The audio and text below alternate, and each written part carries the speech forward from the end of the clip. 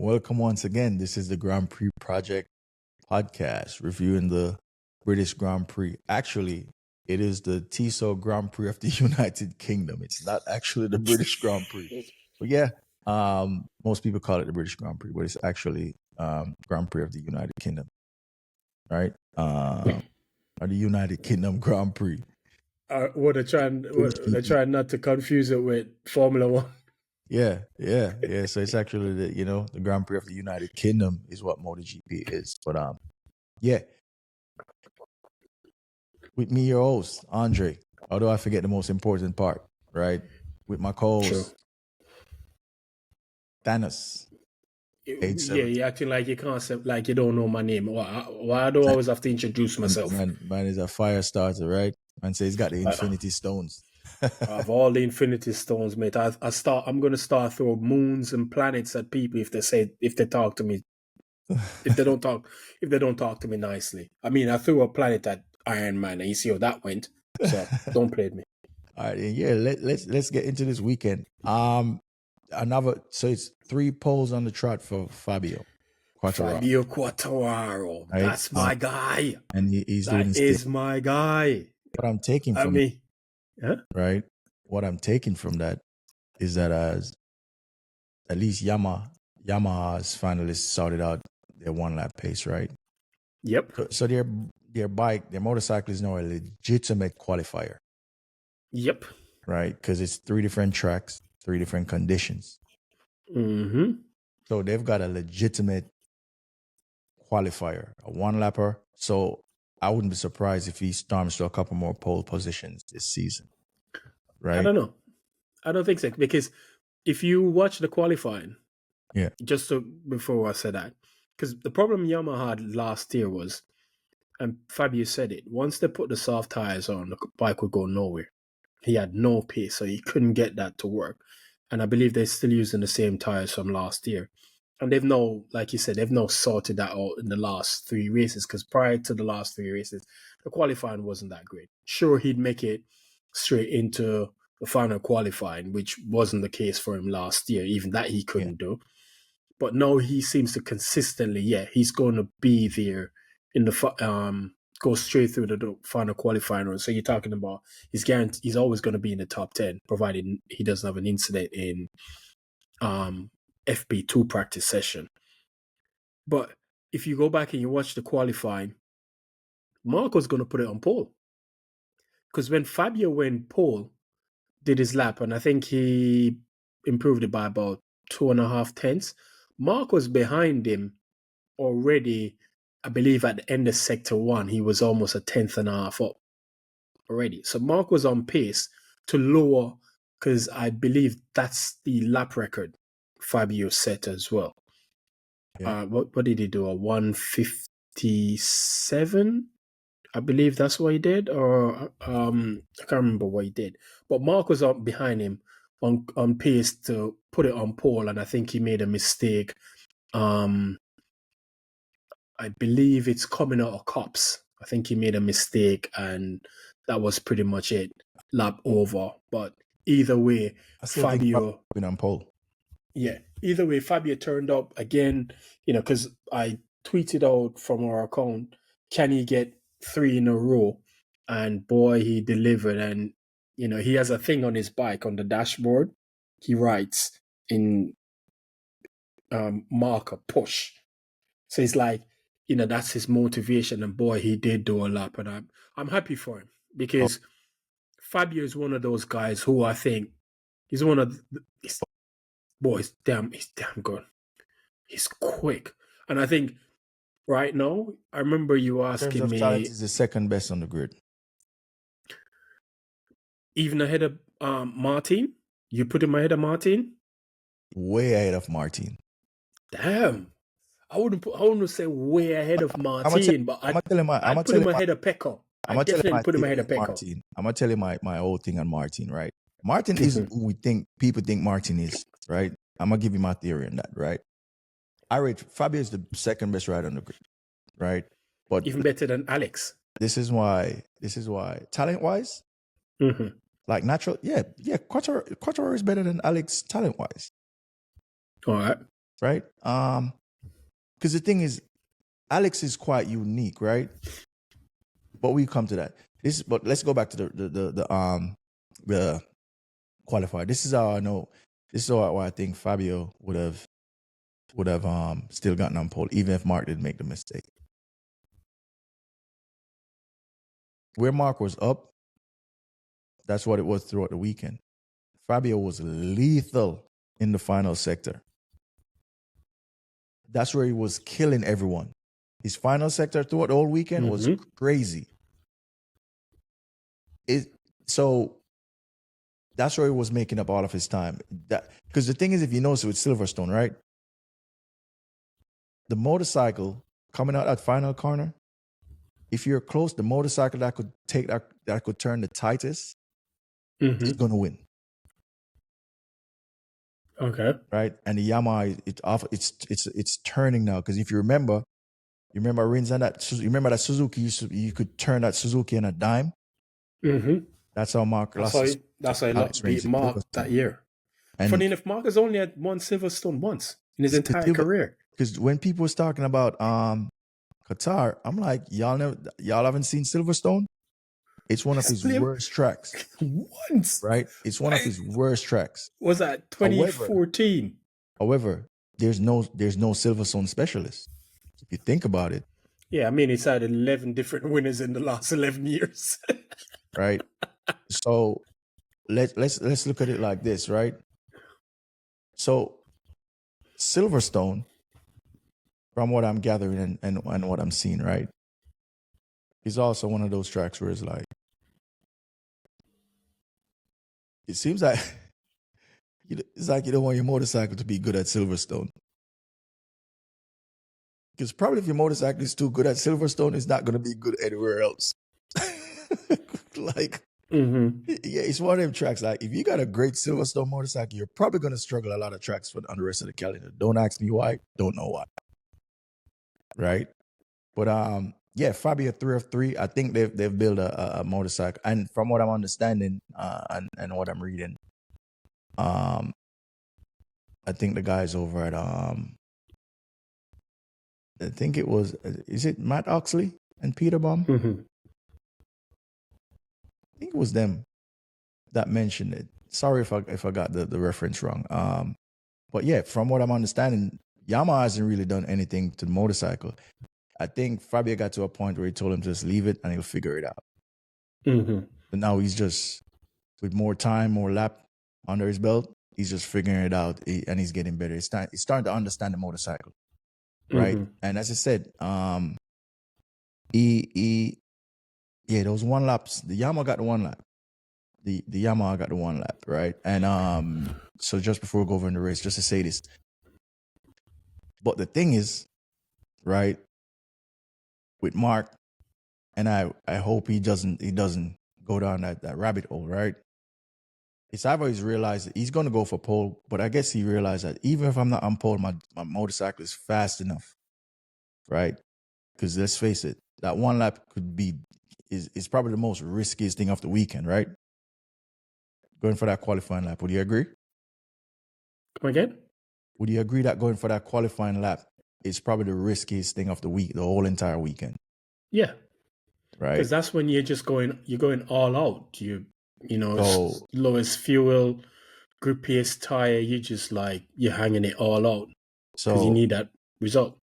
So the good thing is that the Ducatis are fast enough, right? Whereas even if they're not on pole, they're still able to win the race, right? Considering everything goes to form, right?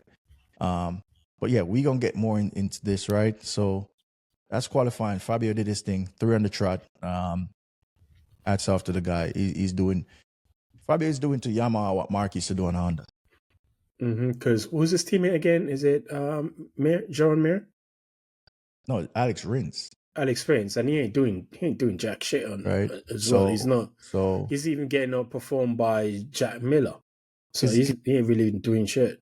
Because if you look at the grid of if you look at, this is why you got to rate Fabio's talent immensely. If you look at the past 10 years, right? the two riders who were put in situations were on motorcycles that were getting put on places on the grid we're not supposed to be, is really Mark and Fabio. Mark on the Honda and Fabio on the Yamaha. Mm-hmm. Right? And if you look at, say, this year, like of Ayagora, right? Yeah, he's put the Aprilia in certain places, right? But it's not consistent enough to be in that category, right? Yeah. And then everyone has always been on Ducatis, right? If you look at KTM, Pedro Acosta did it a couple times last year, right? And that's the thing, right? When you're that guy, and this may sound harsh, but when you're that guy, like Mark is, Fabio is, you put your motorcycles places where it's not supposed to go. Yep. Would you agree to that? Yeah. Which is why I said I rate Fabio second next to Mark in terms of talent right now on the grid, right? But as I said, we gonna get into that. Let's keep on topic, because Pecco also all qualified Mark for the first time this year, which again, you thought that was well done, Pecco. Well done to Pecco. But again, I maintain, I think if Mark hadn't made that mistake, Mark would have all qualified him anyway. Because Mark literally has had his ticket the whole entire season. Mark's pretty much punched Pecco ticket already. So and Pecco knows that. I don't think he's celebrating a lot because he knows that. No, Pecco's not going to celebrate that. Pecco wants to beat Mark, but right now, how things are, it doesn't look like it's a possibility. So, qualifying, could, as I said, because the top four was what? Who was it? Fabio, Alex all qualified. Mark put in a P2, then Pecco P3, and Mark was what, P4, I believe. Mark started P4 or P5? Yeah, P4. P4 he started. So, qualifying was good. I'm happy for Fabio because, it's been 2021, man. It's been a long ass time. And he needed this. Yamaha needed this because for them, it's showing that, the hard work that they're putting in behind the scenes, with all of the concessions that they've been given, is actually starting to bear fruit, and long may it continue. I hope, but we get onto the race, the main race itself at some point. Yeah. But come Saturday, the sprint race. Boy. What? Alex whopped up Mark fair and square. It's not even. There wasn't any mistake. I'm not even going to. Don't even get to that part yet. We saw how good that. We saw what the hill that Fabio has to climb against that Ducati in that sprint race on the opening lap. Because when they finished the Beckett's complex and they came onto that back straight, I think it's what's that called? That's the Wellington Straight. The Wellington Straight is the first one after the start. Is it Lovefield? I can't remember the straight, but Fabio came out to that complex and he was like about half a second ahead of Mark. And by the time they got into, I think it's the corner is called Lovefield. By the time they got to Lovefield corner, he was behind Mark. He didn't even get to lead the whole entire lap. Just shows you how powerful that Ducati engine is. It's just like mirror signal maneuver. Is what I said. I'm sure Fabio felt demoralized when he saw that happen. Like, yo. Which is why I said, whilst everyone wants to start from pole, Mark and Alex, who's in the title fight, right? They don't need to risk everything on a Saturday because they know they've got the grunt in that Ducati, right? And it's crazy. Their teams are catching up. Like Yamaha, it's not as bad as it used to be a couple years ago, because it's like with every regulation, right? Once the regulation comes to when it plateaus, right? The It rest are fully matures. yeah, people are going to catch up, right? But yeah, let's go into the sprint because Alex put the beatings on his elder sibling, fair and square. This wasn't where he crashed out in Spain, or where this wasn't. Oh, I'll let you lead, then I'll catch you. And no, this is. I've experienced running at the front of race now. I can manage races better. I know to manage my pace, and I know what I've got underneath me. So guess what? Catch me if you can. And it wasn't also about that as well. I think tires came into play as well because once Mark got past Fabio on that opening lap, I thought, yeah, he's going to clear off into the distance and he's just going to win the race again like he's pretty much done all of them. You're talking about the sprints, right? Yeah. But that wasn't the case. To see Alex then again breeze past Fabio like he wasn't even in the race and chased Mark down, passed him, and then pull away from him. You kind of like, I think in that moment, I think there was some element of tires in it as well. And I think the Ducati, hold on, I think the factory Ducatis were having problems that weekend. Oh, so this is what happened. I think there was issues with that the Ducati this weekend where it just didn't seem like it wanted to work around this track. So there's two things at play. Alex was the farm man the whole weekend, not Mark. Mark struggled the whole weekend. Yeah, that's what I'm saying. So there was something, right? Because why I would park it up the tire is because that has always been Mark's. Silverstone has never been a good stomping ground for him, right? He's just always been able to survive at Silverstone, right? So did Mark come into MotoGP 2013? Yeah, 2013. Yeah. And he's on. So this is what would be year 12, and he's only ever won the race once. So yeah. So what happened this weekend with him and Alex? It wasn't tire. It was Alex was just a better rider this weekend. He was the faster rider, right?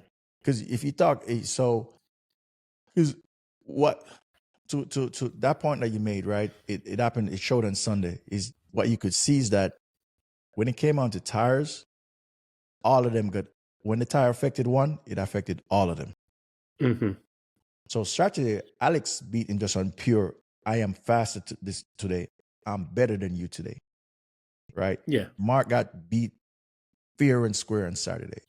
There's no asterisk to that ass whooping on Saturday that he picked up from his brother. Alex was just the farm.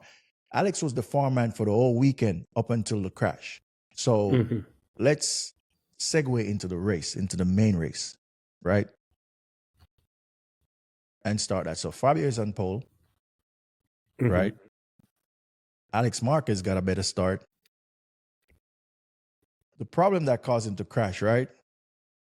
Who to crash? Alex. Was the ride-out device, right? Because Silverstone is a tricky one, whereas it's like Le Mans as well. Most racetracks, you get up from the start, you're probably going to come up to like a second gear corner or something like that, right? Third gear. A slow corner. Where you have to do a heavy braking. So yes. Because I think once you brake, it's supposed to pop it back up. Pop it back up. So in Silverstone, when Alex went for it, he realized that because that's like a fast kink, right? Yeah. So once he had to put on a lot of brake to disengage it, and once that happened, he just bottomed out. He's on the floor, no warning, right? I thought it was he crashed in the opening lap. He didn't even make. Yeah. He didn't even finish the first corner. Yeah, he didn't even make turn one. Right. Yeah. I thought because at first they thought it was a cold tire thing that caused him to crash. Snap from underneath him and trying to disengage that stupid ride-out device. Right, which they're going to get rid of for 2027. They should get rid of it next year, if you ask me. Yeah, too late for that now. No, it's too late for that. I mean, most of these bikes are developed around that system, so it's going to be a bit too late to get rid of it. I don't think it is because everyone, if you take it away from everyone, stop them from using it, it's gonna, it's gonna have the same effect on everyone throughout the field, right? But that's neither here nor there. Then Mark goes into the lead. As he's trying to do the change of direction, he said he said the first lap he was cautious. The second lap he said, okay, I'm gonna push a little bit more through this kink, right? Mm-hmm. He said, but was he leading? Was he leading on the first the opening lap, or was it Fabio leading? No, he crashed out of the lead. Oh yeah, he did. Yeah. And he said he in his debrief he said once he tipped it and he picked up Augusta just with the brake, with him going in a bit faster, using more brake, he just washed out from underneath him. So it was Augusta win that basically. That's what he's saying. Yeah, he picked pushed it him up. Like, because I heard, I think it was Matt Oxley that was saying that, or Peter Bummer was saying that it's BS. But I'm like, a gust of wind, because he said it didn't affect the other riders behind him, but a gust of wind could just be. Gust of wind isn't constant, right? Or consistent. Yeah. So it's just a sudden burst. Yeah. So it could be a possibility where it only affects one rider, right? Yeah. However, did you see when he headbutted the thing? I mean, the dude's he slid for what? Over 100, I believe, over 100 yards. Yeah, and because when he crashed, he was doing probably like what? I think they said probably like over 100 miles per hour. And you know, when he headbutted the thing, I thought, yeah, was that a smart thing to do? Because you could have jammed your neck or something like that, or anything. And what we've seen with him when he has these sort of crashes, he doesn't let go of the bike. Yeah, because he's not trying to out the bike. Yeah, and I'm thinking that's probably a bit dangerous, because again, you're pretty much trapped underneath the bike. Your foot's rubbing on the floor. What if it, you know, something happens and it tips and it twists your ankle, your knee, or something like that? You know, but that's, you know, and that's the thing with Mark. Those are the risks that he takes and he's willing to take, right? It's like you've seen riders who you know what, let me not go. How could you throw that in as a caveat later on if we have time? So even where Alex crashed was a bit dangerous, because if you saw, you know, he ended up hitting the fence, right?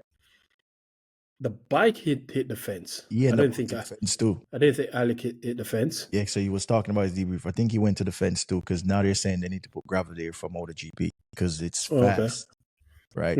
But anyway, so now Mark crashes out. As soon as Mark crashes out, I'm seeing a red flag. So I'm like, what the hell? What happened? Because I'm thinking when they call a red flag, I was thinking that when Alex's bike went all the way to the ear fence, I thought they wanted to check the barriers. So now wasn't that. It was Alicia Spargaro, Alicia and Morbidelli. Morbidelli.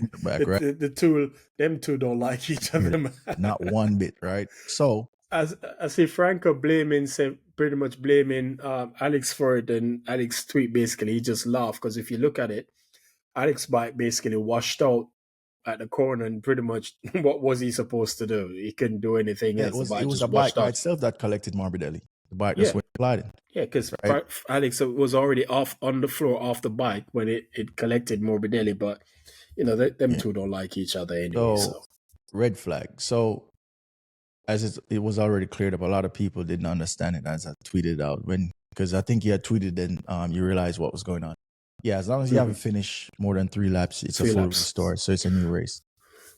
So, which shows you how lucky the Marquez brothers were. Whatever side of the bed Alex and Mark slept on Saturday night, they better keep sleeping on it for the rest of the season. Yeah, because it was and just one more lap, and both of them wouldn't have been able to take the restart. You know, and as like, no, Mark would have taken the restart for sure. No, he wouldn't have. Yeah, if they had done 3 laps, he wouldn't have been able to take the restart. Because Mark was still on his motorcycle. He didn't leave it. Alex wouldn't have been able to restart. When Mark you're right. His motorcycle. Yes, you're right. Because if he could, Mark picked up his motorcycle. You pick up your motorcycle, you're back in the pits within 5 minutes. Yeah. No. I think he would have been, because he would have picked up and he would have rejoined the race, so he would have still completed the lap. So if they had done 3 laps, he would have still been in the race, because by then he would have picked up the bike and started riding again. So provided it didn't start, because he rode it back to the pits. Alex definitely Alex Alex definitely wouldn't have been. Not restarted. And again, he dodged the bullet right there and then. Because I thought, when I saw the red flag, I thought, yeah, Mark was out of the race. He's out of the race. But when they said, no, they didn't complete 3 laps, that was fine. And they did the quick restart procedure. Because the thing is, right? This is the thing, right? Also, this is the thing with Mark, right? You remember I said to you at the top of the season when I said to you, one of the things that Marquez does, he's always thinking about the next move, right? Mm-hmm. In terms of, okay, I'm crashing. As long as I could start that bike, even if it doesn't have a foot peg, I'm going to ride it until I get black flagged. All right, Dean, you know what? It's not worth it. I ain't got the pace. I put Alas Coda, right? Mm-hmm. So when you look at Coda, can you imagine if the same thing happened at Coda? He picked up the bike, no foot pegs, then there's a red flag. He kept himself in the race, so he gave himself another shot. Opportunity, yeah. He's always doing that. One of the things when you notice about Pecco losing championship to Martin last year, he never picked up his bike after he crashes out. And I'm always looking at this guy like, bro, but I think the difference here is when Pecco crashes off the bike gets away from him. He's not on the bike. With Mark, he's not letting go of the bike. You see what I mean? Yeah, but the thing is, right, I guarantee you right now, right, if Pecco was even close, if he was close enough to Mark and he's picking up that motorcycle. And I think he picked it up once this year already. I think where did he pick it up? Right? Pecco never used to Le Mans. He never used to pick up motorcycles. He crashed because that's the luxury that he had. He felt like he had to beat in the Martin, right? I'm faster. I could not pick this motorcycle up, and I know the next 3 races on a Sunday I'm gonna beat you, right?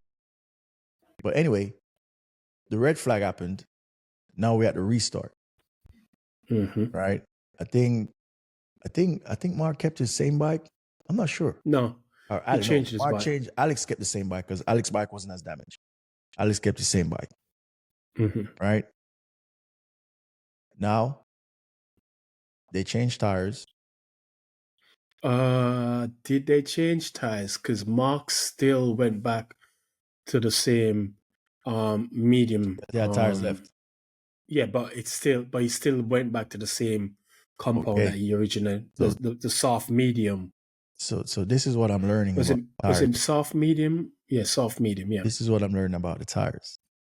The tires that they race with, that they decide this is the tire I'm racing with, it goes through a whole different process in terms of like the tire that they restarted with wasn't prepped for race. It was in the tire warmers and all these stuff.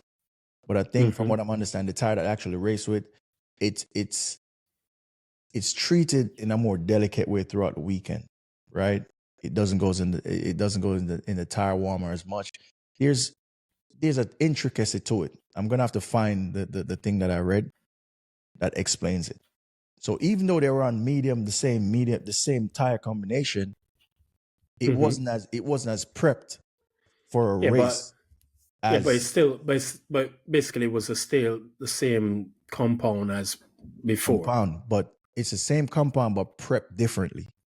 But why would they prep? Why would they not prep that one the same? Because again, it's you're not gonna just prep one set of tires. You're gonna prep both sets of tires in the eventuality that there's an incident. You would have thought, but that's not what they do.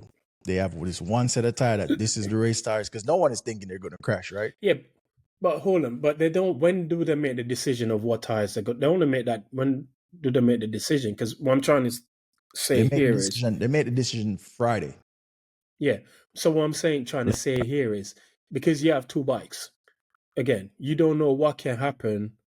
You could something could happen on the formation lap, and you have to come in and change bikes. So surely they would prep the tires the same way for the number 2 bike as they do the number 1. You would have thought, but that's not what they do. They only have so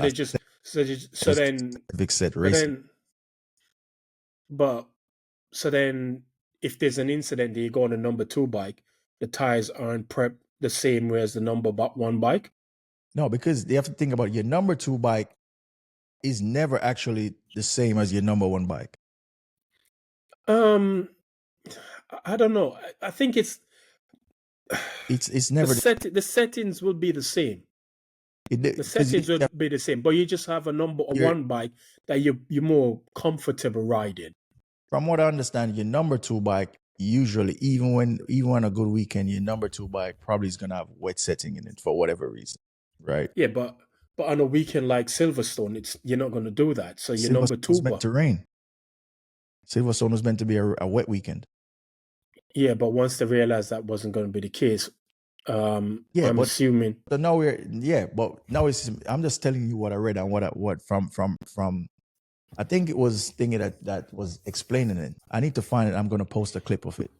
That even though the combinations are the same, basically saying, I think it was Peter Bomington that says, not all race tires are the same, even though they're the same compound, but when they're going, it's not the same. They're prepped different. No. I think you're saying it wrong. All the tires are the same, but the race tires go through a different treatment in terms of heat cycle than. No, I didn't say it wrong. That's exactly what he said. Yes, they're medium. So it's like saying they're the same, but they're not the same. That's what he's saying. So whilst you're medium, the one that they prepare the weekend for the race is going to operate totally different. Yeah, that's what I'm saying. It's the same. It's the same tire, same compounds. But how they put it through the heat cycle of getting it ready for the race is different to how they would do one for practice. It's a figure of speech. It's not literal. It's a figure of speech. So he's saying they're all the same, but they're not the same. It's just a figure of speech. He's saying, because you look at them and be like, oh, this is a medium and a soft. This is a medium and a soft. Put them in the same motorcycle in the same situation, and the one that's prepped more is going to operate better than this one that is unprepped. That's what he's saying. So it's just a figure of speech to you. It's not a literal saying, right? All right, cool. So now they start the second race. They restart the race.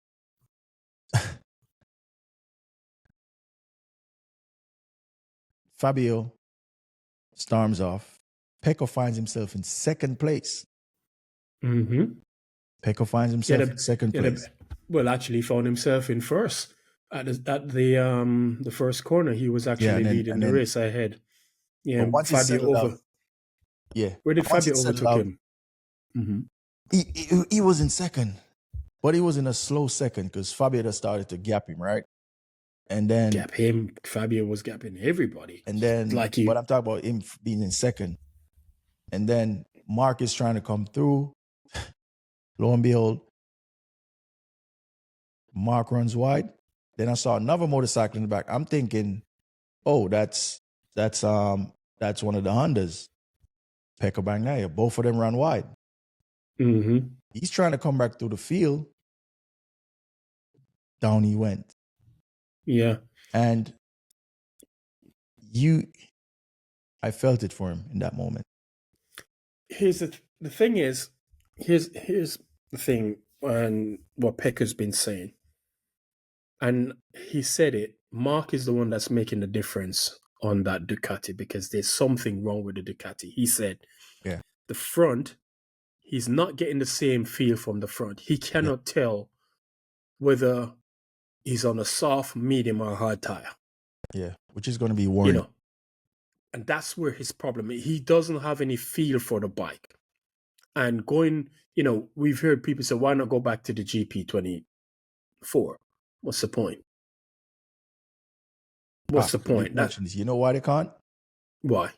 So, why's the GP? So, it's due to his homologation. Is that the word? Homologation, yeah. So, he has to race the engine that he homologated to race the season. So they homologated the GP25, which means basically he can't go back to it. So he's pretty much stuck. And from what I'm understanding is that the engine, because you still hear, oh, Ducati's gone in the direction of Marc Marquez. But I'm looking at people like, you're crazy. They can't go in the direction of Marc Marquez because the GP25 was already in development before Mark joined on board. So yeah. And then remember the beginning of the season, what did Pecco say? Mark and I are giving the same feedback. Mm-hmm. So the main engine that they were supposed to run that's the engine that both of them decided, no, put that one to the side. So the engine that they're actually using now was chosen by both Mark and Pecco. Yeah.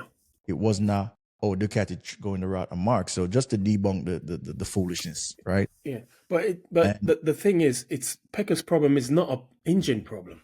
Hold on. Mm-hmm. Yes, it is. Because the way the engine is set up. So from what I'm understanding, the pivot points in the engine it's both a difference in the 2025 frame. Mm-hmm. The crankshaft, I think they said that's different as well. So with that being said, the way maybe how they bolt the engine in the new chassis, along with all the crankshaft that they're using, that's affecting the whole balance of the bike, front feel, just how he's used to feeling the bike. So he's having these issues. And they have a disadvantage that I'm understanding that Pecco is probably facing too, is that he knows what the 24 is supposed to feel like. Mark doesn't. Yeah. Right? So the GP25 is going to feel like a whirl to Mark, whilst Pecco having the sweet handling, well-balanced GP24, he's still trying to find that when it's not there. Exactly. So this goes back to what I was saying a while back when, people are saying he's making excuses, whatever. And I've said, no, it can't be, because again, he knows what a good bike feels like. And if he's telling you, yo, there's something wrong with this bike, whilst everybody else in the team are saying, well, they can't see what's wrong. The data is saying this and the data is saying that. But sometimes you have to stop, look at the data and listen to the rider. Right? Data he's ridden the GP24. So he, like you said, he knows what the GP24 feels like. He knows a good handling bike. And if he's telling you that the GP25 is not working, so there's something wrong, Mark can ride around the problem. Okay, cool. But that doesn't mean what Pecco is saying isn't true. Pecco said, in his own words, he said Mark could make a tractor go fast. Yeah. And he said, Mark, and give him credit. He's come out and said, look, Mark is the one making the difference on this bike right now. But for him, it's not the right bike. It doesn't feel, he's not getting the same feel. And if he's not, again, it's the same thing like we mentioned in Formula One. If you're not comfortable on something or in the car, you're not going to perform as how you should perform. No matter how much you try and change, because I'm sure he has tried to change his riding style, but he's not getting the results he wants because he can't, the problem, and again, that's why he crashed out on Sunday. It was the front end that gave out on him. Right? And he can't push, and he has to push you want to be able to confidently push the front into corner, and he can't do that. And that's why he's having these problems. That you just mentioned, there's only maybe less than 1% of riders and drivers who can do that. Yeah. Who cannot feel uncomfortable. Because the thing is that I have to give to Pecco, right? He is, I guess, Pecco knows where he sits. He knows his talents. Yeah. He also knows the limitations of his talents, right? Because this is what Pecco faces. And I think what Pecco is facing is not even from Pecco, it's just from fans, right? Are people who just don't want to think he's not good enough, and not only that, it's people who initially were saying they're trying to put him in the category of Mark, right? To whereas Pecco himself knows that I may not be the talent of Mark to do these things, to ride around these issues, to still make this go fast. But what Pecco is saying, if all things are equal, and the bike is how I want it to be, he can match Mark. I could do damage, right? Yeah. So and I think I genuinely think he can. And that's what makes the difference. So whilst Mark is this person who could adapt and ride around situations, I don't think there's ever been a rider who could change riding style throughout a race like Mark Marquez. We've never seen it, to be honest. If we're being honest about it. Look at it this way. Mark is riding this GP25 and saying, yo, this is the best bike I've ever ridden in my entire life. Yeah. But he has never ridden the GP24. So imagine if he had written the GP24, what he would have said. So Pecco's written every iteration of the Ducati. Yeah. Right? So he knows when Ducati builds a good bike. And he's pretty much telling them, yo, the GP25 is not a good bike. You cannot use Mark. I don't think you can use Mark as the barometer for this. Because again, Mark is moving from the GP23 to the GP25. Pecco knows what the GP24 feels like.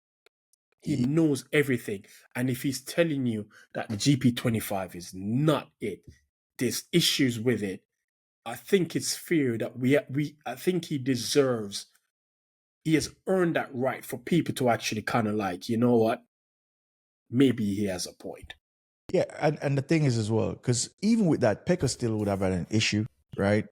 The difference. No, we're not disputing. We're not disputing. I think if there was no issues with the bike, like you said it earlier, right? If all things being equal, surely he doesn't have Mark's talent.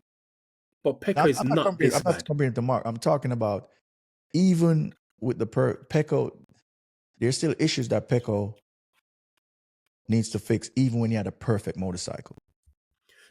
You're talking about what you're talking about there. Then right. Is about the whole sprint thing. Yeah, you have to speak about the whole thing. You can't. Yeah, but that's a different argument. That's a different argument, because even with the sprint situation, okay, he wasn't the best on sprints, but on a Sunday he would make up for that.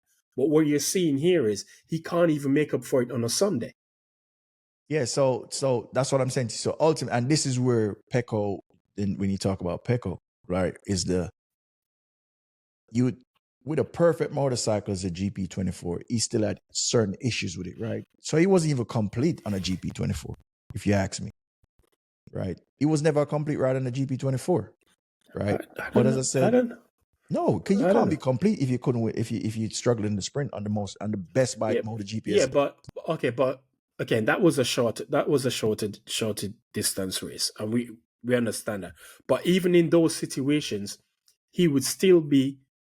He won a couple of sprint races and he was on the podium consistently. No, that's not the case we're having here with the GP25. Yeah, he's struggling. Again, you can struggle with the sprint because again, the whole thing with the fuel tank and etc., whatever, which we're saying it probably shouldn't be because they've been doing sprint races, I don't remember for how long. But he would make up that difference on a Sunday. With a longer race where he has more information, etc., he'd make that up. But now you're seeing on a Saturday and a Sunday, the performances are relatively the same. Yeah, I don't know. As I said, the issue is, and he also said it that he needs to figure it out because the bike seems like there's nothing they could do to fix it. Right? Yeah, I think this year there's nothing they could do to fix it. I think he just has to. I think he just has to focus on next year. I mean, maybe they'll get it right. Maybe they'll figure something out because I think we still have a long way to go in the season. Maybe they'll figure because it's 24 races they have or 22. Yeah. I believe it's 22 races they have this year. So, and we've had 7? I think we've had or 8. So he still has a long way to go in the season. Maybe they'll figure something out, which is why the Jerez test after the race, 2 weeks ago, I believe it was, or 3 weeks ago, was so important. But he didn't find anything there. So, I don't. Let's see what happens the rest of the season. Mm-hmm. Because if the issue is just how the engine is bolted, the chassis, the crankshaft, and the engine, there you can't fix that. Yeah, because again, the crankshaft, right, how it's bolted might change the whole center of gravity of the bike. Yep. Right, and that could be what's could also affect him. How it rotates in the engine as well. That could maybe it's giving a vibration that they probably can't even detect. I don't know. We don't know. But if Pecco is saying there's something wrong with the bike, I think people shouldn't dismiss what he's saying. I don't think people are just fully dismissing him. People are just saying at some point, bro, as a top rider, you got to also figure out how to ride around. When it comes down to changing your riding style, you as a rider, right? So now you know what you've got. You got this motorcycle. You know it's a fundamentally flawed motorcycle, right? No one is saying you have to be Marc Marquez, right?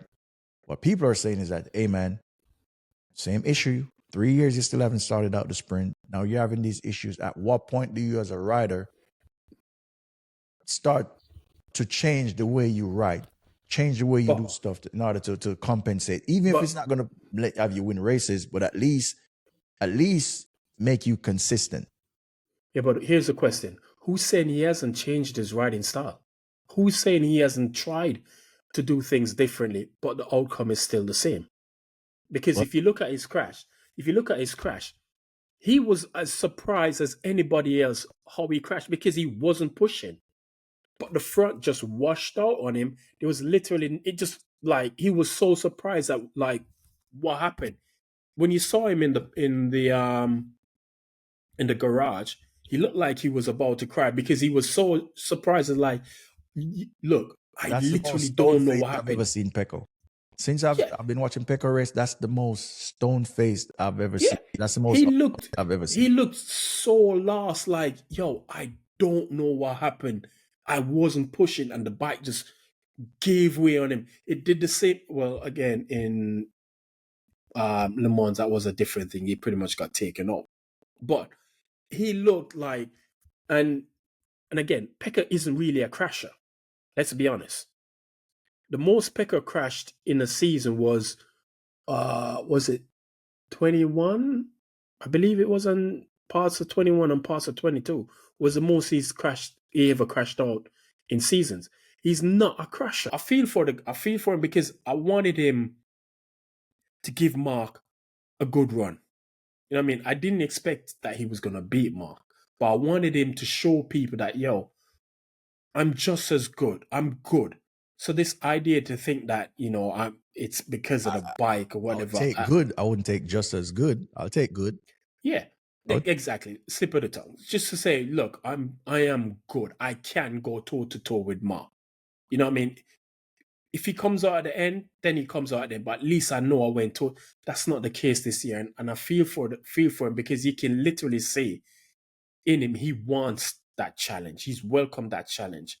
But he cannot give that challenge because, again, there's something fundamentally wrong. It's kind of like with Ferrari. There's something fundamentally wrong with that Ferrari, but they can't seem to tell you what it is. Yeah. All right, man. Let's see how this season progress. You know, as I said, Marc and Alex, they it's crazy how the luck went because initially Pecco would have picked up the luck because they both crashed out. Yeah, and then Pecco would have likely finished on the podium. Yeah, and then in the second, the luck went the opposite way. Pecco crashed out and finished 72 points deficit. But here's the thing. But who said he probably wouldn't have still crashed out in the race anyway? Yeah, because all right, and so we know we haven't even got to the race winner because we're just going to get these stuff out of the way. All the Ducati struggled on the medium tires. It looks like the soft tire was the way to go. Yep. Right? They all struggled on this medium. Every single one of them struggled. Kudos to Marc to battle back to get a podium out of that. Yep. Because I think he fell down to what? At one point he was down to 7th, I believe he was. Yeah, it was way down there, right? And he had to push back. Yeah, I don't think he was that far down. I think he was probably 7th or 8th. When he and Pecco ran wide, he dropped a few positions. Well, yeah, so I think he dropped about 4 or 5. So and at that time he was running what? P2. Yeah. Yeah, he was running P2. So he dropped maybe 5. So I think he probably fell down to 7th or 8th. Is what he fell down to. But it took him a while to feel. Yeah, but let's talk about the man of the moment. Fabio Quattararo, because is he the man of the moment, or is it Bezzecchi is the man of the moment? Nah. Fabio Quartararo is the man of the moment, dude. You can't. There's no way Bezzecchi gets man of the moment. No way, no how. Not on the face of this planet. I'm just saying. Not WhatsApp. Nah, dude. You can never say Bezzecchi was the man of the moment because Fabio, once he got past Pecco, going on to the Wellington Straight, I thought the Ducati was just going to blow by him, but he didn't. Yeah. He held it, and by the end of the lap, that first lap, he was over a second ahead of everybody. Yeah, and I thought, oh my God, is this tires going to last the entire race? Mm-hmm. I felt like, he was pushing the tires, or I think the plan was for him to push it, build as big a gap as he possibly can, and then hang on for the rest of the race. Yeah. And then, if they overtake him on the last lap and win, then so be it. But that wasn't the case. Mm-hmm. If you looked at his lap time, he was consistently lapping faster than everybody. And when Bezecchi finally got past, because he had already passed Pecco and Mark. When he got past the likes of Jack Miller, Zarco, and he got up into P2, there were times we took like maybe half a second out of Fabio, but I think at that time Fabio was just managing his race. Yeah. He had the pace, and when he needed to pick it up, he could match Bez's time. And I thought, yep, he's going to end that basically 3.5 year drought of not winning a race. And then, bro, dude, I tell you what, I'm not even going to lie, bro. My heart sunk when the cameras cut to him and showed him, like, I was like, I couldn't even say anything. Because I was thinking to myself, what the hell happened?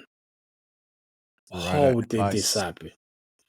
Unnecessary technology strikes. Bro, dude, I felt his pain when you saw him, when he finally pulled over on the side. And I think that was on the Hamilton Street. He pulled over. And you saw him bent over, punching the ground. Like, I think you could hear him also screaming. Because I'm like, yo, of all the people this could happen to, it's this guy. Why? And yeah, I mean, he did everything right up until that point. You listen to his interviews like, yo, I had no problems in the race. I was managing my pace. Whenever Bez went fast, I could go fast as well. It was an easy win. And to see him get robbed like this, and again, get let down by your machinery. I tweeted like it felt like Lewis and Malaysia 2016. You remember when engine blew and he screamed out, no. I think that's what Fabio was screaming in his helmet. Right then I was like, yo, oh my God. Because if he had won that race, it would have been vindication for all the people that said he shouldn't have re-signed with Yamaha. But he showed faith in them and he stuck with them. And they finally gave him something that he could compete with. Because I think he could have won Le Mans had he not crashed out. Because you saw, and I think this is where, you mentioned earlier that Yamaha is now giving him a bike that he can qualify on. But I think it's back-to-back races now you've seen where he has had the pace in the races. I don't know. It's not back-to-back. He had the pace in Jerez, but again, he just didn't have the power to hold off the two Ducatis. But he had the pace. But not winning pace, though. No. He's got a better bike. I don't think he has a bike that's going to compete for wins every weekend right now. No, but what I'm trying to establish here is we're seeing a consistency from him in qualifying and in race pace. In Jerez, the bike was quick in qualifying and race. In Le Mans, the bike was quick in qualifying and race. And this weekend, it was the same thing as well. So if you listen to Fabio's views on the bike for the past however long, he said he always had a good motorcycle to race. He said once he gets into clean air, he could run his lines. He's okay. He could be fast, but when he was qualifying down where he was down in the dungeon, he couldn't do nothing with it. Yeah, but I think even if he could have qualified better in those previous years, the bike wouldn't have been fast enough to even challenge for podium. What I'm trying to say now is I'm going off what he says from his mind. He said, I've always had a bike where if I was closer to the front, I could run my lines and I can be fast. I can compete. That's his race. Yeah, but fast in what sense? Fast in the sense that be fast and compete. He said once the Yamaha get a chance to run its lines, it's a super fast motorcycle. he said he just needs to get further up the grid. And based on those words, and now we're seeing him qualifying up the grid, it rings true, you know? And those are his words. Those are not my words. That's what he's always said. I just need to be further up the grid. I think I have a motorcycle. If I get to run my lines and mind my own business, I'm going to be fast and I can compete. And I think we're seeing that. Because as I said, they said they haven't done much to the bike. Yeah, I don't think that Yamaha could have competed with the GP24 last year. The guy that's riding the motorcycle is saying, yeah, come on, bro. He can say that. He's gonna say that, but we know if you look at that GP, you're telling me that Yamaha, even if it qualified up the top end of the grid, could have competed with the GP24? What do you see as compete? Do you see competing is not only winning the race? You know that, right? Bro. Come on, we know. Come on, man. Let's not be exactly. We know what we're. So what he's saying that he could be the direct motorcycle behind the Ducatis, basically. Then, if he could qualify further up the grid, right? He's beating the Hondas. Is basically what he said. He's beating the Aprilia, and he's probably going to beat the KTMs. Yeah, but last year he was doing that, right? And he probably could beat a couple of Ducati riders. Yeah, but when you're talking about compete, his type of compete he's talking about is not with the likes of the Aprilia, the KTMs, and the Hondas. He's talking about more like competing with the Ducatis. Yeah. And we both know that Yamaha for the last 2 years can never compete with the Ducati. Never. Right. It's not going to beat them in a straight dogfight. All I'm saying to you is that he's always said if he could get to the front of the grid and run his own lines, he's got a fast motorcycle. I'm just saying what he says. Jack Miller come around and said it recently as well. The Yamaha is fast if we get to run our own lines, right? I'm just reporting the news, right? Yeah, basically, what he's saying is that my motorcycle was not always, because people thought that Yamaha was just a dog of a racer. And he's saying, no, it's not really a dog of a racer. It's just that I'm qualifying by. We don't have a good qualifying motorcycle. But if I get a motorcycle that I could qualify with well, I could be more competitive then, right? And if he's saying that, bro, I just got to take his words for it. Yeah, I don't know. I don't think that that Yamaha was ever good enough to compete. But if that's what he said, then that's what he said. But anyway, going back to the race, I think he was the star of the weekend, and I felt like that was a bit. He didn't deserve that. How his race ended. I think a bit worse he deserved was a podium. Yeah. That's the worst result he deserved, was a podium. But a win was definitely his. That win was his. And, to lose it like that, your machinery let you down. It's kind of like, that was a kick in the teeth. And, I felt for him. But you see all of the post-race videos and, he's trying to put on a brave face, but there was a video I saw where he pretty much broke down and crying in the press conference because reflecting on it, that they're asking about hope. Yeah, that shit hurts. Yeah. So, and Bez was there, because Bez was good over the weekend as well, because I think he took a podium in the sprint race as well. So he had a good weekend. He took the win, and it was funny once he won the race, the guy that runs Aprilia came out and said, this one is for Jorge to prove that Orbike can win races. So, Yeah, we always know that Aprilia could win probably 1 or 2 races a year. That's nothing. This year? Huh?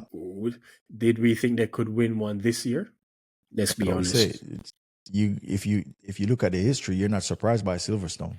That's what I'm saying to you. If you look at the history, but how many times have they won at Silverstone in the last 11 years? They've always been as you just said. If Fabio didn't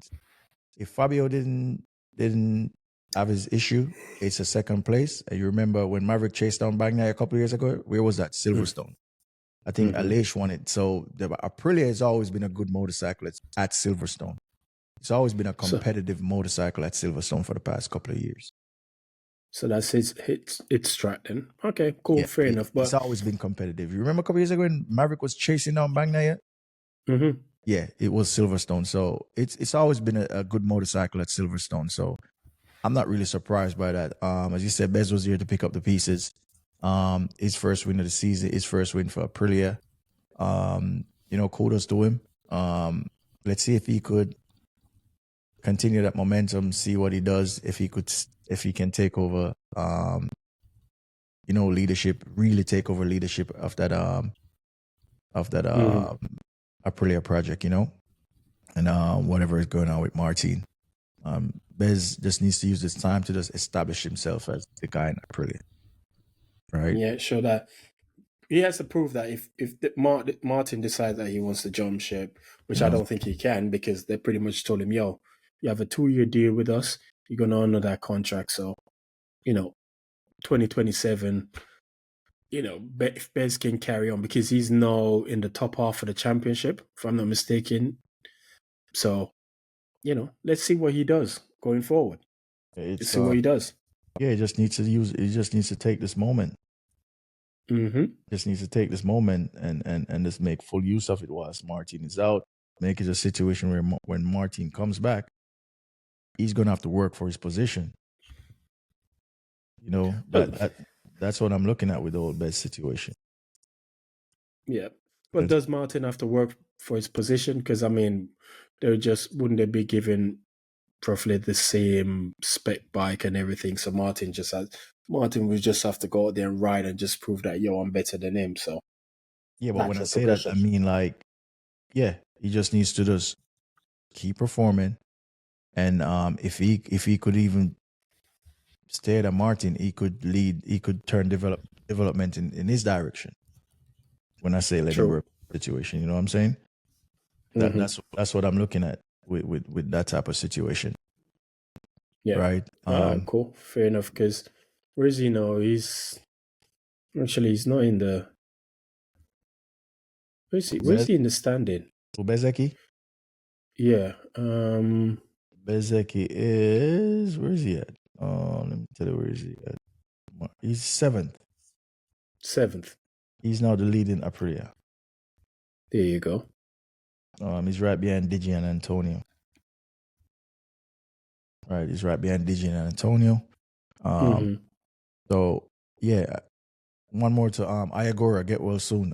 He missed the race, didn't he? Because he had crash, broke. They said he broke what's that? His tibia fracture. So what's the next race after this? What's the next race? Next race is going to be, I think it's going to be Aragon. Oh God. That's gonna be a Ducati cakewalk. Yeah, that's Aragon. So Iagora, get well soon. Yeah. Hope to see him back on the grid soon. And one thing, let's look at this thing. Whereas KTM, right, getting a fresh injection of catch. They've pretty much been bailed out by the Indian automotive what's it called? Baja, BAJAJ, something like 600 million euro investment. So pretty much kind of like they bought KTM, to be honest. So my whole thing is this, right? KTM, okay, what are they going to do with this money, right? Well, obviously, the first thing they have to do is just clear all of the debts. Surely the money is going to go towards clearing the debts that they have, the more immediate ones, and then some restructure and refinance the business and how the business operates, and just make sure that it's a going concern going forward, so they don't spend more than what they have. They don't put themselves back in this sort of situation again. Okay, so let me ask you this, right? So it's because this is my issue with KTM, right? I still believe that KTM is punching above their weight, their financial weight in MotoGP. I personally think KTM would be better suited in World Superbike, right? Because it's like everything we know. Prototype racing is super expensive, right? From R&D, everything about it is just like F1 is expensive. which is why a lot of manufacturers shy away from prototype racing. Will you agree? Financial, it's a big financial commitment. But who are the manufacturers that have shut? Because I think if you look at it, the only major motorcycle manufacturer that's not in MotoGP right now is Suzuki. Suzuki? Yeah. Honda. You have Honda, Yamaha, Ducati, KTM, Aprilia. Who else are we missing? There's still the likes of Kawasaki out there.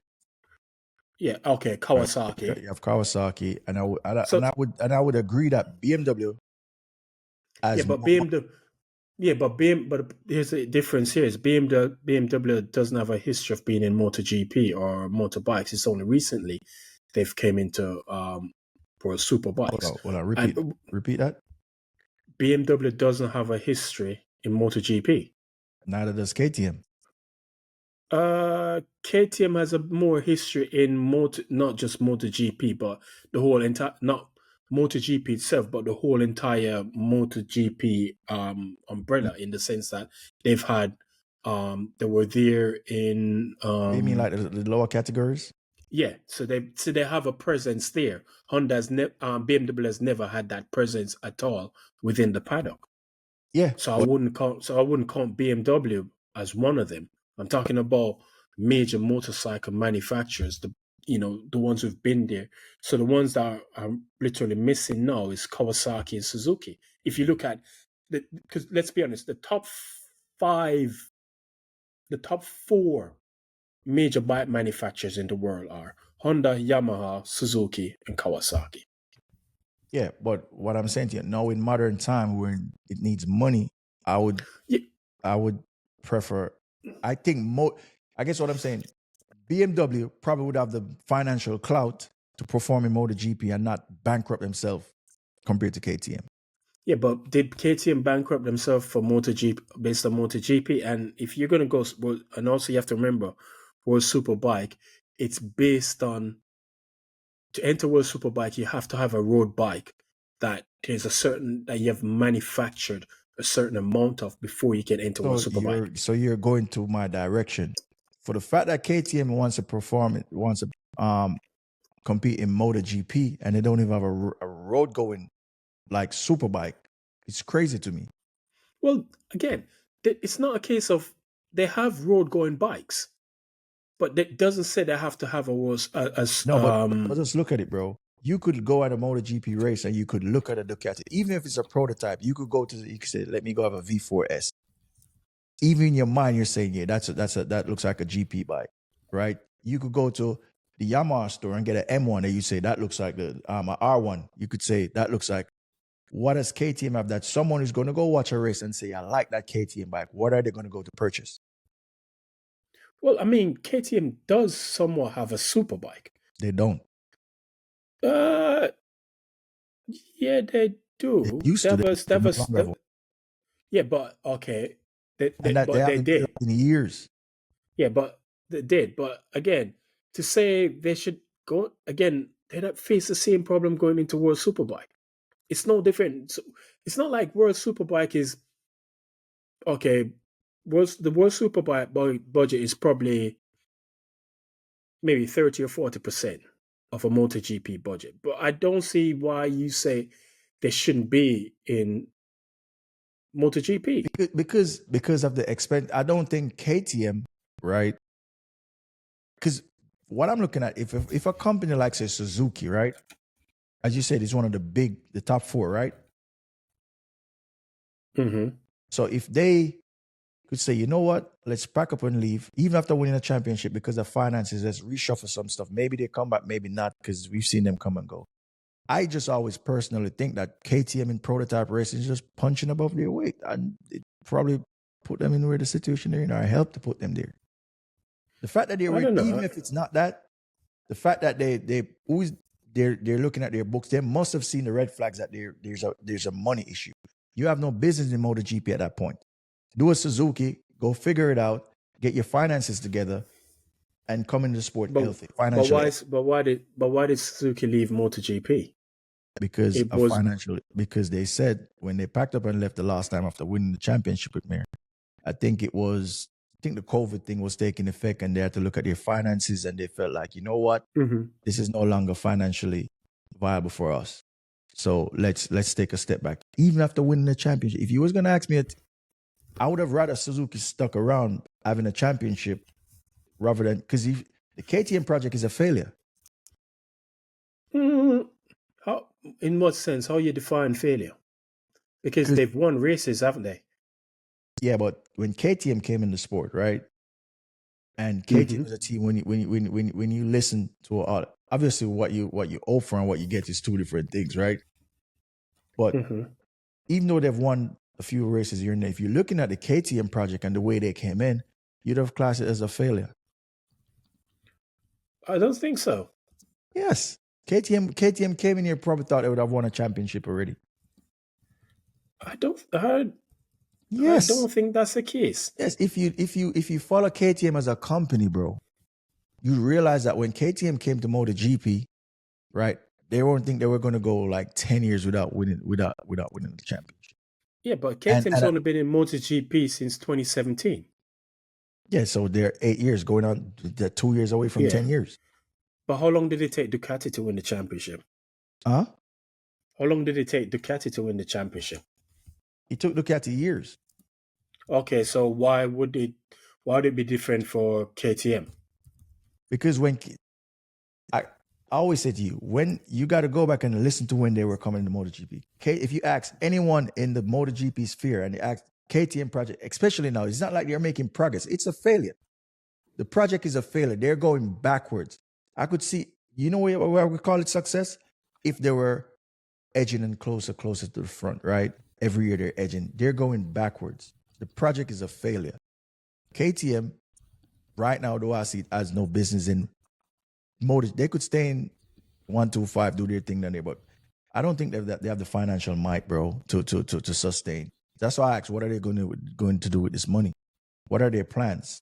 Are we going to find them in the same situation a couple of years from now? I don't know. I guess no, they'll make better, smarter decisions. And why are we assuming that the issue they have with finances is down to their entrant, them being in MotoGP? I did not say that. I'm saying to you, if you're a company and you're running a project over here, which is basically a failure, right? You should do a Suzuki and take a step back. Okay. Granted, I wouldn't want people to just lose their job. You never want that, right? But I think what you're basing success on, them winning the championship? Is that the only way? No, they're making consistent progress towards the front of the grid, which they're not. I mean, let's be honest. Isn't this probably their worst year so far? Because again, how are they any different to Aprilia? How are they any different to Aprilia? Because Aprilia and KTM are pretty much similar sort of company. But one is not in a financial ruins, bro. That's what I'm talking. Yeah, again, the point I'm trying to make here is, in terms of company structure, what they sell, etc., KTM and Aprilia are pretty much the same. KTM, would we define the Aprilia project as a failure? No, because the difference with KTM and the Aprilia, we know what's hampering Aprilia right now, right? What's that? The rider, Martin in there, right? I'm sure if Martin was there, he's up the grid further than the KTM. So Aprilia is showing consistent push to the front of the grid, right? No, they're not. Yes. No, they're not. Yes, they are. Where did they finish the championship last year? And the Aprilia project is even way more younger, right? And I'll find out in a sec. As I said, for me, even if you want to go that route, right? Because I'd have to pull that information. Even if you want to go that route, there's one that's in financial ruin and one that isn't. So obviously even if Aprilia isn't where they want to be, right? They're not begging for money, bro. Yeah, but again, I still don't see the correlation. So what if they're begging for money? How can you not see a correlation with a company who is operating a certain business, and there was another company who has way more money in Suzuki. But when they realize that, hey, we need to look at these finances, we have to pull this project back, because probably KTM, their MotoGP project, is probably the most important project they got going on, the most expensive project they got going on. Yeah, naturally, it's the most expensive. So any company would pull back because now we got a cost save. Would you agree? Yeah. So why not pull your MotoGP project? Why not cost save and pull your motor and go back to the drawing board? Because you could always come back. You could do a Suzuki. You could always come back. But now you're here. Your project is failing, right? The other day they could already pay their staff. People got to get. It's not viable for KTM to be in MotoGP right now, right? And I'm not even a business. It just makes sense if you're running a company and it's begging for money, and the project that is costing you the more is unsuccessful, you withdraw, bro. Maybe it's just a case of whoever was in charge. They just didn't plan well. They didn't allocate resources well, and they didn't really monitor the spending and the budgets well. So the same people are still there. Pit Brian and them. They're the one that runs KTM. They ain't going nowhere. Pit Brian, what? He's the actual president. I think he's the main. Yeah, he's the big guy in KTM. Well, I don't know. To say that, maybe you have a point, but yeah, it's not. Either way, okay, they've made some mistakes along the way. They've now find themselves in a situation where they've been rescued, and that's good. That's good for KTM, and that's also good for MotoGP, because you don't want to lose a manufacturer off the grid. Yeah, and you're right. As I said, I'm not saying that they should, because as I said, I never want to see, because they've got some great riders in your stable, right? And you never want to see it because it just messes with the sport. But if you're moving that emotion of loving the sport out of it and look at it from a business standpoint and the situation they're in, you got to pull the project that's costing you the most money. If you're out here begging for money. Fair enough, but like I said, because that's no longer. Guess what? The Honda motorcycle is coming really good, right? Yeah, that would be great for those great slots. Honda could provide 2 more motorcycles, right? Maybe Yamaha could produce 2 more, or Aprilia could produce 2 more to another team. I don't think Yamaha are giving any more bikes out. They're just going with the 4 bikes. No, so even if KTM was to find himself the Maverick, the Acostas, the Bastianinis, and who was the Maverick, Acosta, Bastianini. Oh my, KTM, Brad Binder.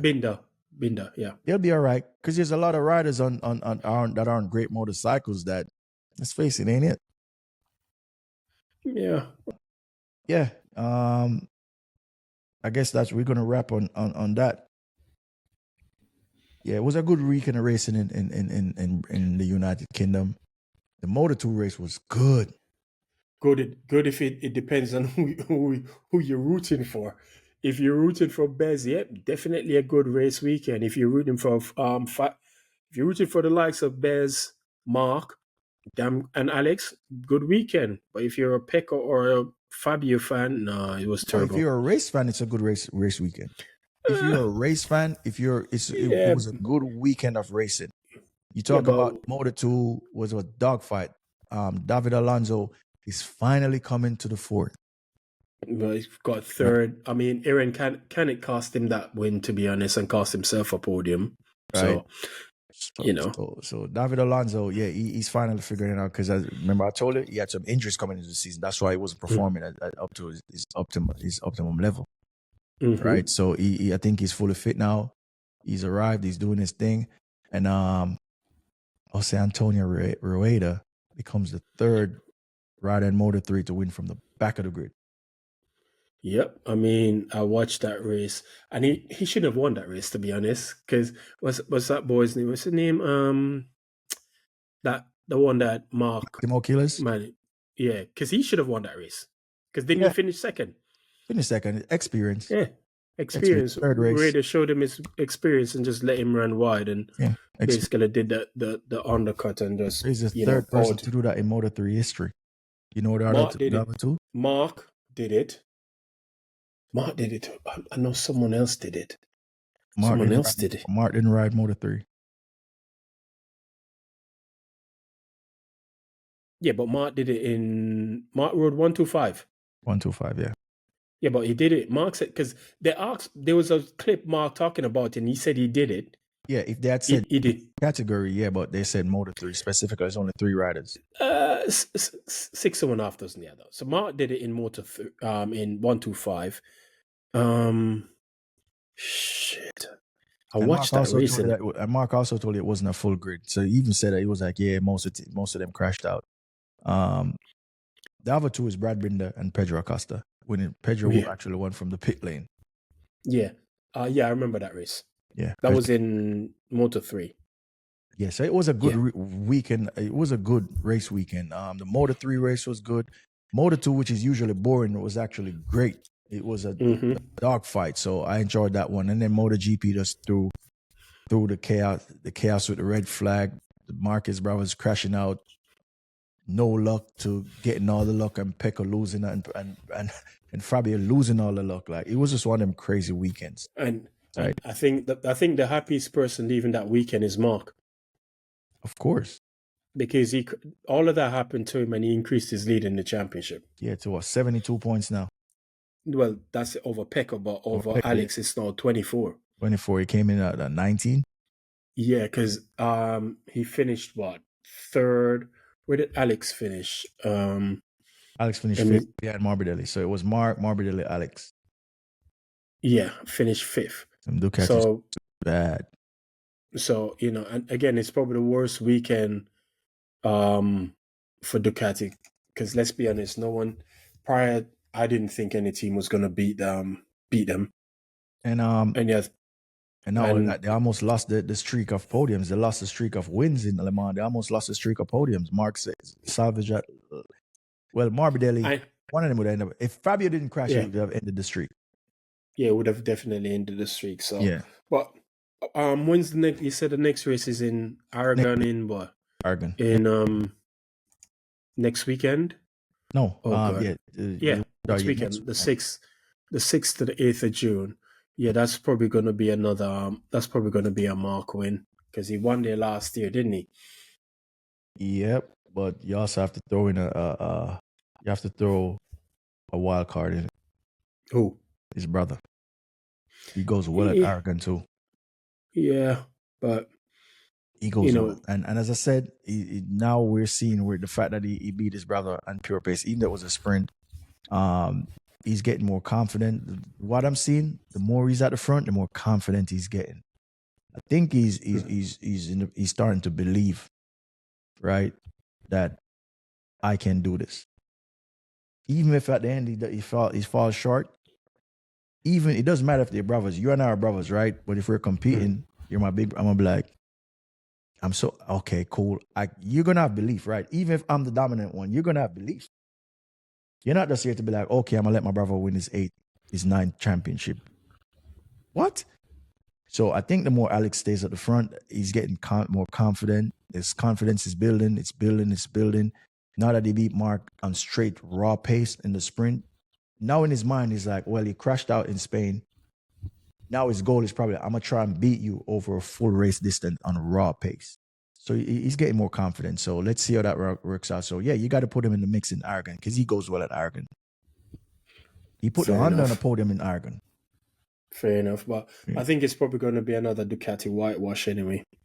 Yeah, so let's see. But yeah. But I know it's going to be difficult for Fabio, because that long straight, that back straight for the Yamaha is going to be like, that Yamaha is like a asthmatic on that straight, man, just grasping for air, struggling to breathe on that straight.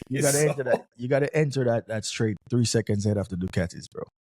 Yeah, 3 seconds. I didn't even think that's even a big enough lead for him on that straight. But I want to see what he's gonna do next weekend. I want to see if he can actually, let's see if the run continues, or see if these were just 3 favorable tracks for the Yamaha. But I expect a resurgent Mark and Ducati next weekend. Because Mark's only missed the podium once.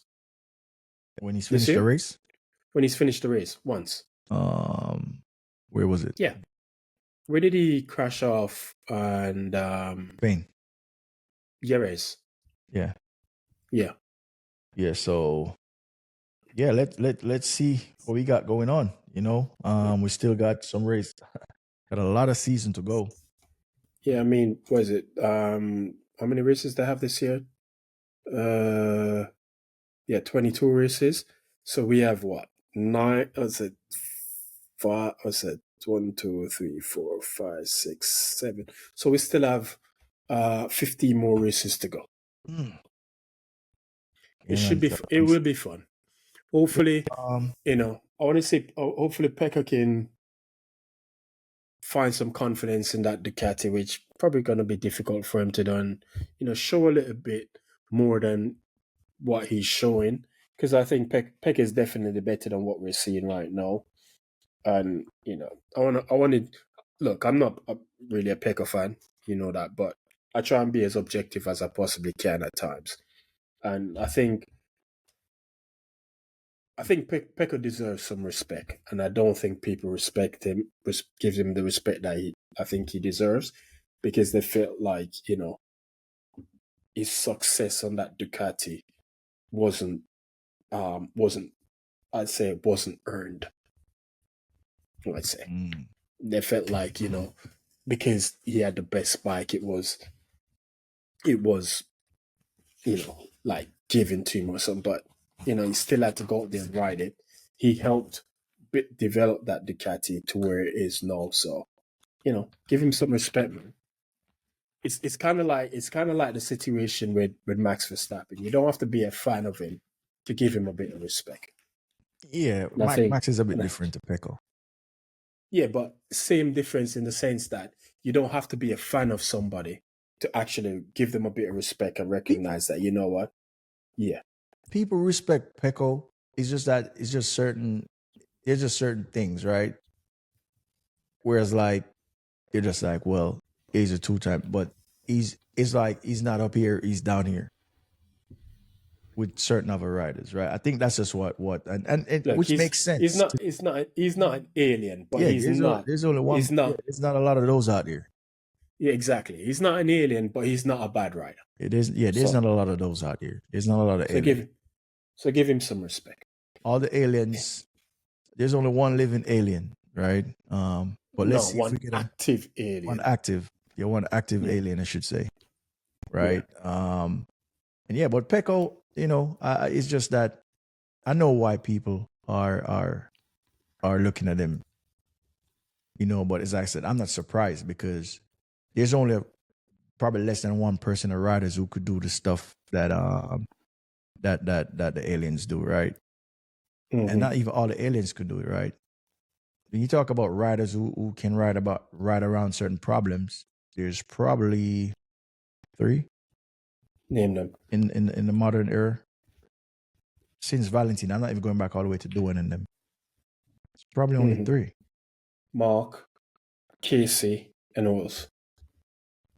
And I'm still... I'm not going to put Lorenzo in that. I struggle to put Rossi in it too. Really? Yeah, I kind of struggle to put him in it, but maybe he makes that list.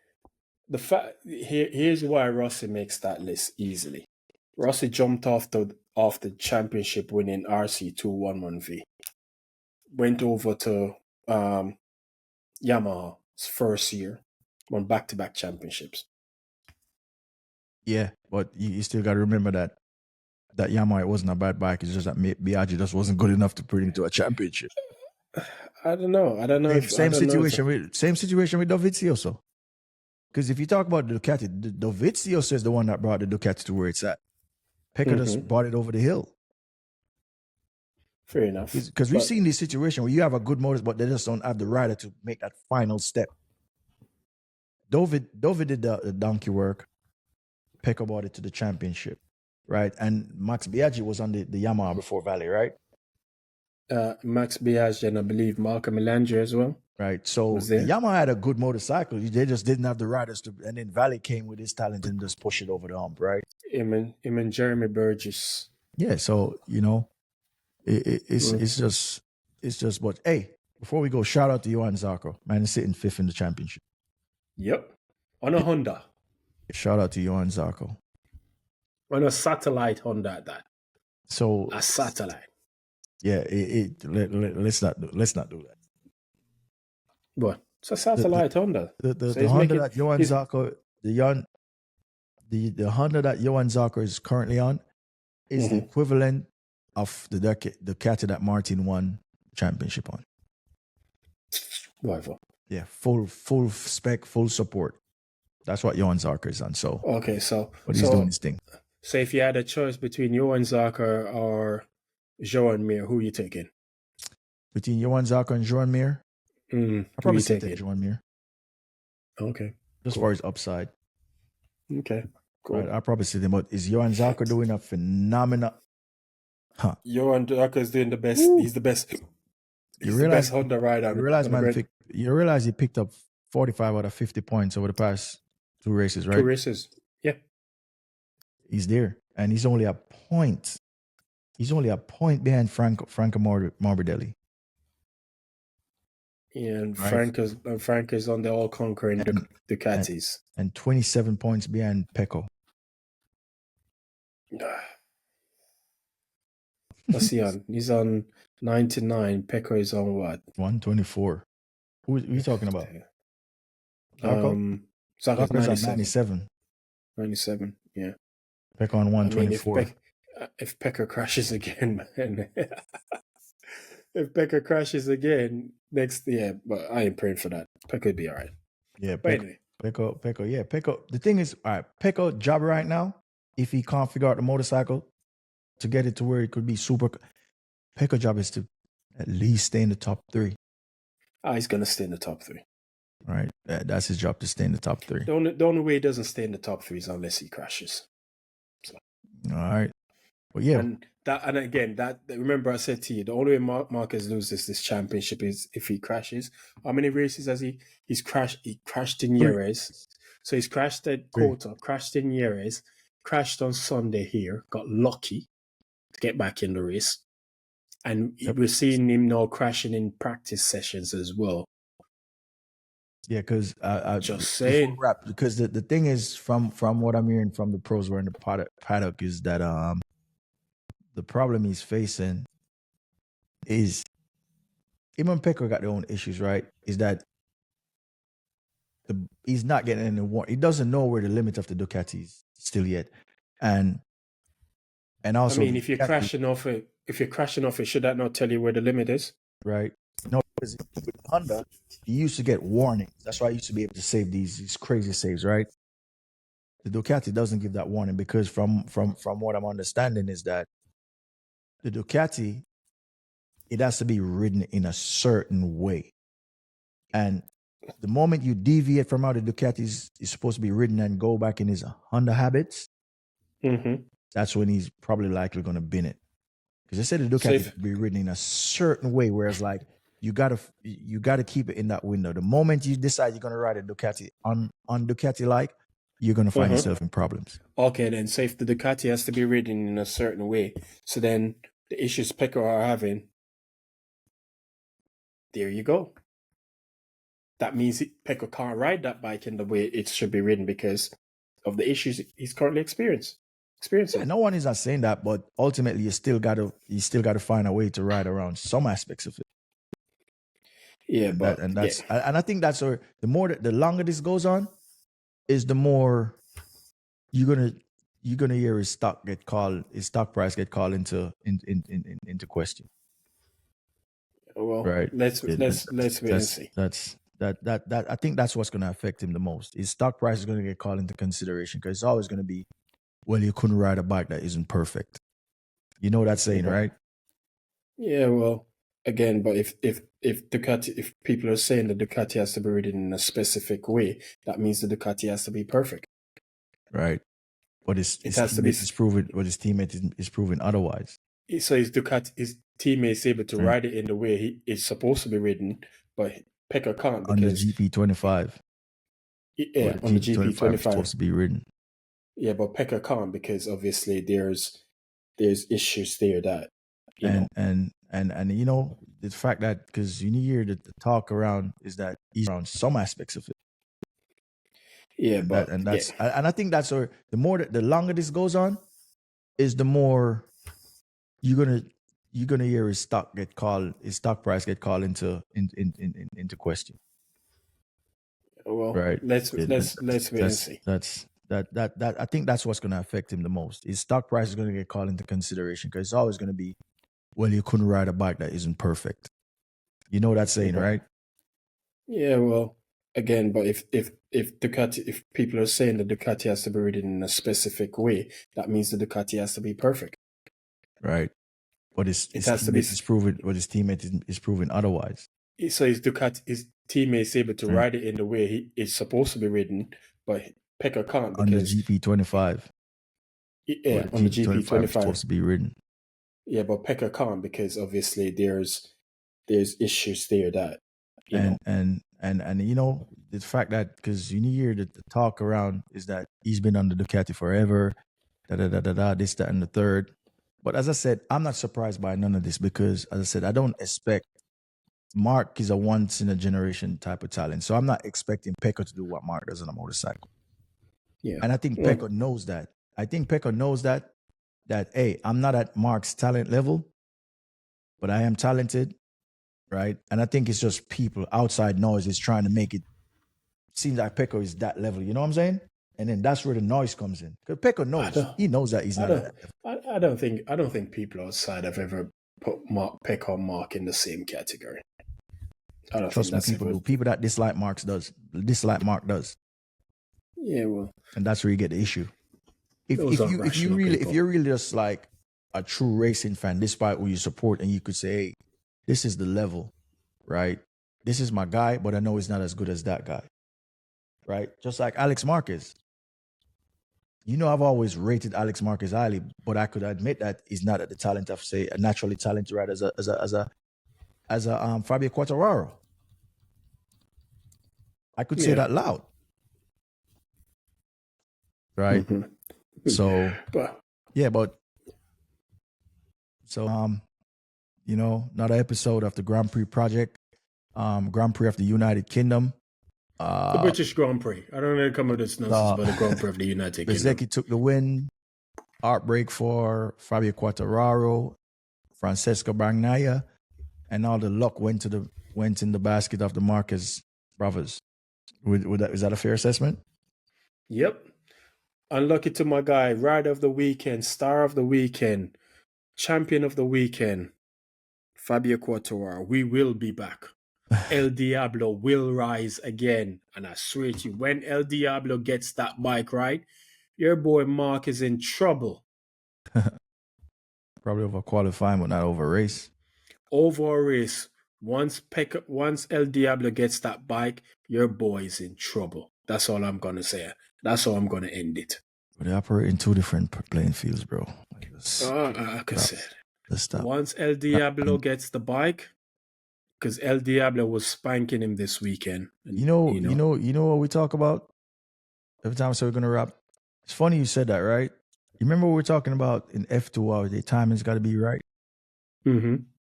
Same thing in MotoGP. We almost didn't get Fabio Quartararo. Crazy. Well, we have him now, so yeah, it is what it is. That trust me, that Bosca, if he didn't perform that race that he won, that's what signed him. That's what got him to MotoGP. Right, well, so you know he's here. As I said, the timing was right, and Luca Bosca and them, put him on, and he's here now, one-time champion, and which he truly deserves, because the way he came into Grand Prix racing, it would have been a waste if he never won a championship.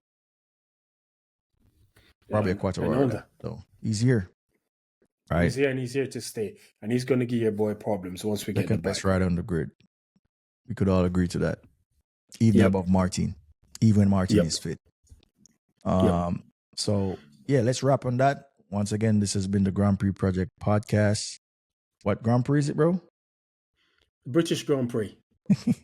I'm not. I'm not in that nonsense about the Grand Prix of the United Kingdom. Bro, it's the British Grand Prix. The Tissot Grand Prix of the United Kingdom. That's the official name, sir. Okay, Good for them. Once again, thank you guys for listening. This is a long one, right?